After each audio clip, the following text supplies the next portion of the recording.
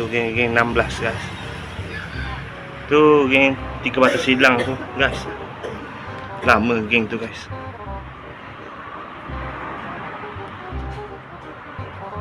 Mana mari ni gerak ni guys. Okey guys. Ni kita buka kotak ni pula guys. Ni sarang telur guys. Mari mana tu guys. Tu guys. Okey.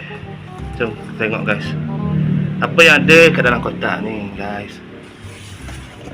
Tu apa tu? 3 batang sabit guys. Okey.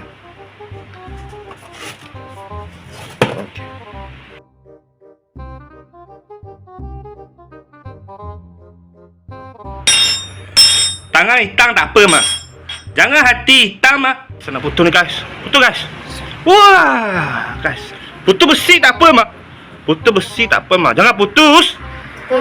Sahabatan guys. Arriba. Okey guys.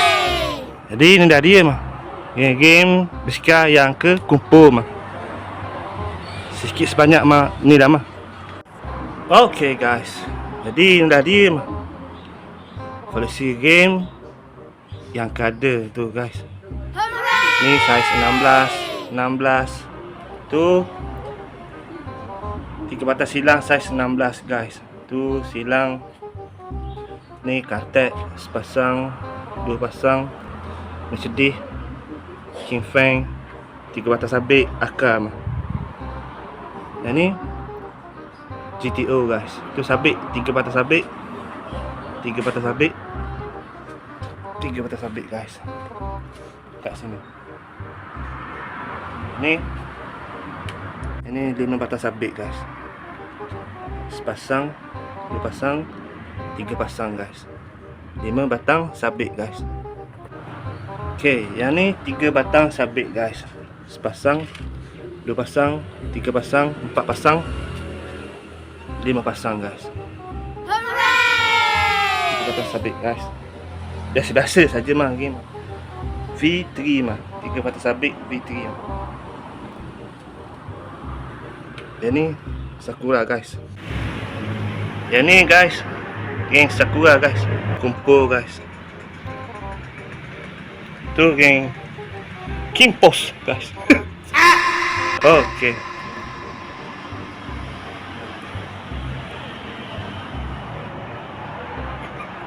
Ada 2 pasang geng kartet guys. Aku bajet dalam tahun ni lama. Tahun ni macam tu lama. Hingga tahun depan lah guys. Nak menutup 3 lah guys buat konten lajak ni guys.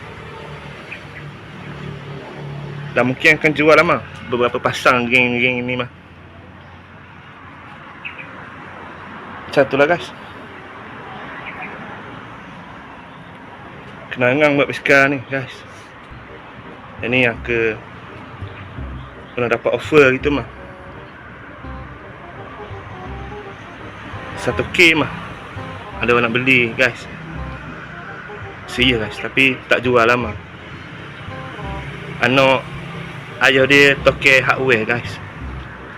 Aku tak petik lah nama dia tu guys. Tapi tak jual lagi lah guys.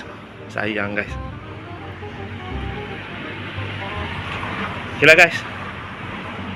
Tak tahun ni, tahun depan macam tu lah mah. Dah slow-slow lah mah buat konten lajak ni mah. Sebab angka ada nak buka bisnes mah.